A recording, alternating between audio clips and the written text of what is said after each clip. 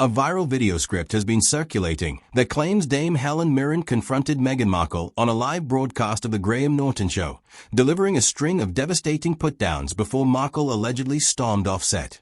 There is no evidence this event happened. No reputable outlet has reported it. There is no episode matching the description, and none of the quotes attributed to either woman appear in any verified interview, transcript, or news archive. It has the hallmarks of fabricated confrontation content, a genre that has become common online precisely because it's emotionally satisfying and easy to mistake for something real. What follows instead is what's actually on the record. How Helen Mirren has spoken, in her own words across many real interviews, about playing Queen Elizabeth II, and separately, how public and media commentary about Meghan Markle has genuinely evolved over the better part of a decade. The two threads aren't connected in real life. They are presented here side by side only because they were the two topics worth covering honestly. Mirren has played Elizabeth II more than once. In the 2006 film The Queen, which won her the Academy Award for Best Actress, and later on stage in the audience. She has also played Elizabeth I, a very different kind of role since. As she has pointed out, there is no living memory or video record to measure a performance against. Playing the present Queen meant something different. Everyone watching already had a sense of how the monarch sounded, moved, and carried herself, which put a particular kind of pressure on the impersonation itself. What's notable across her interviews is that Mirren didn't come to the role from a place of inherited reverence.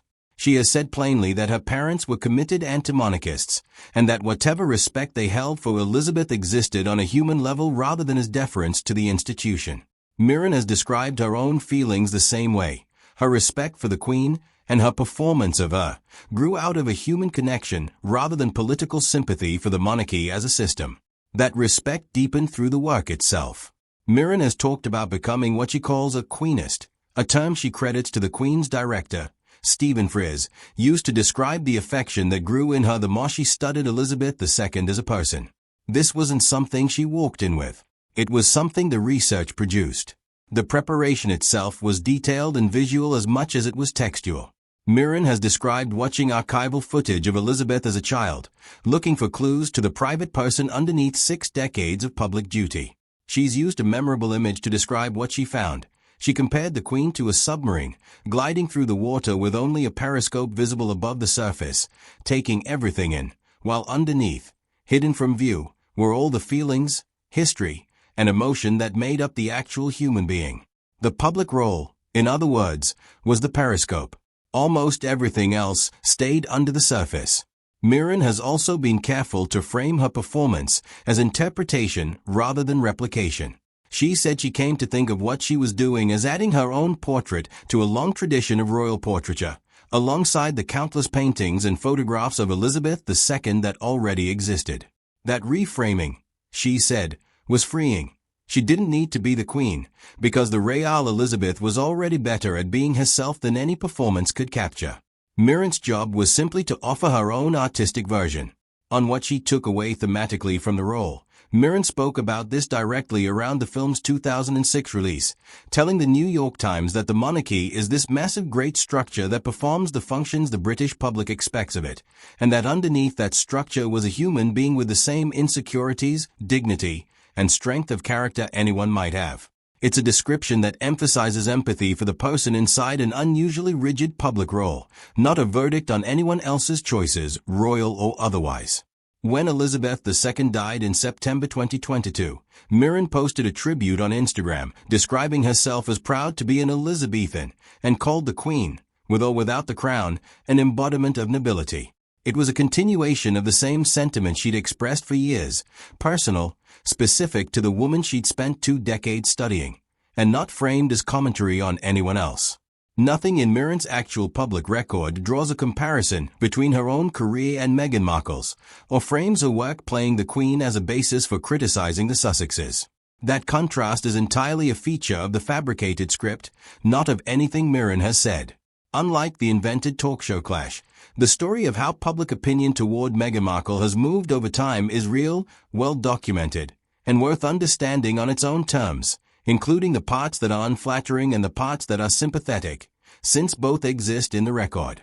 When Markle's relationship with Prince Harry became public in late 2016, the scrutiny was immediate and intense enough that Harry issued a public statement that November asking the press to stop harassing her, which doubled as his first public confirmation of the relationship.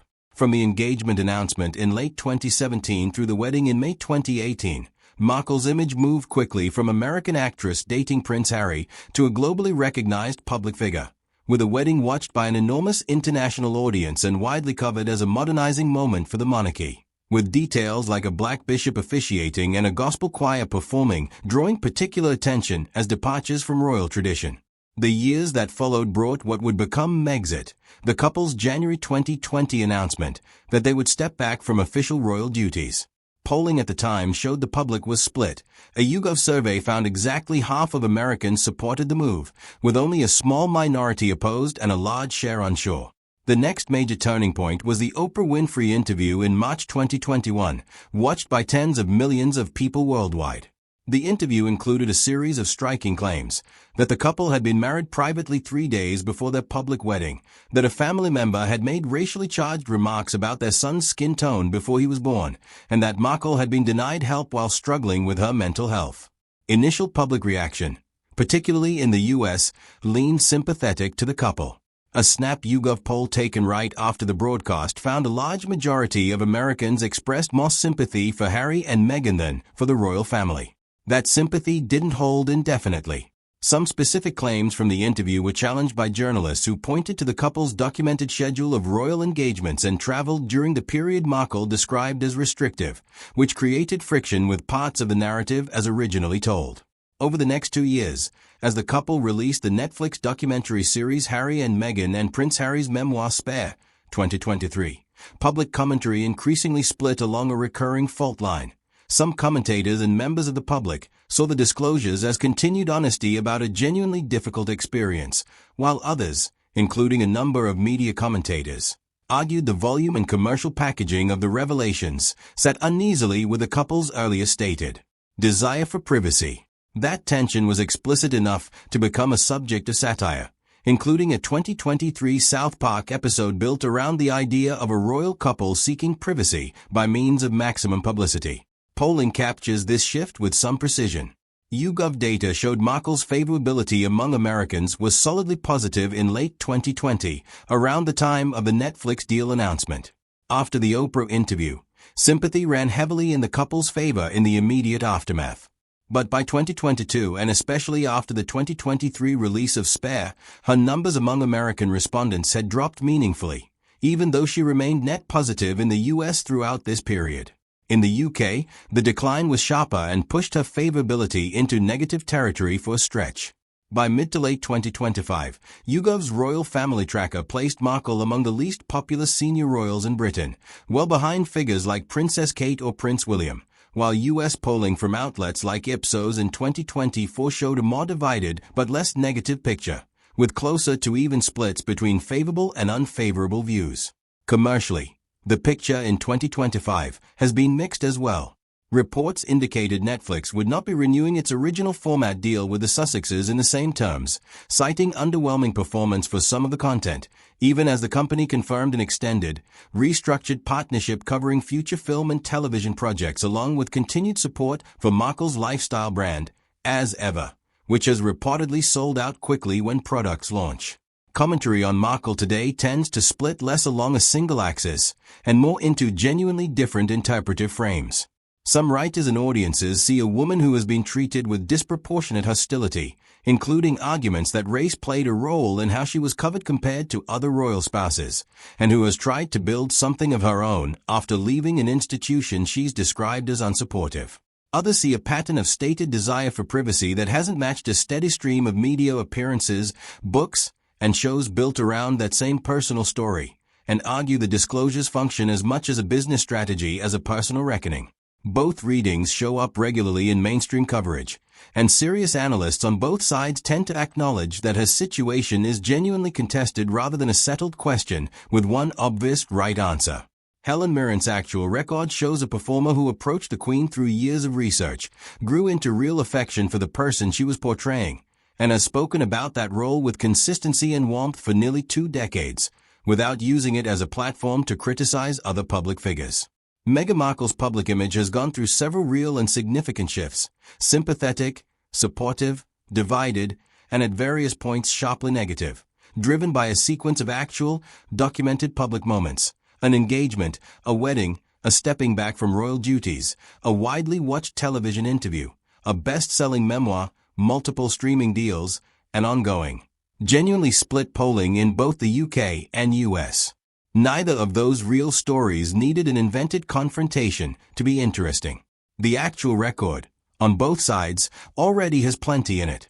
Here's a factual look at how Helen Mirren has actually talked about playing Queen Elizabeth II, based on her own interviews over the years, with citations to the original sources, and quotes kept short per copyright limits.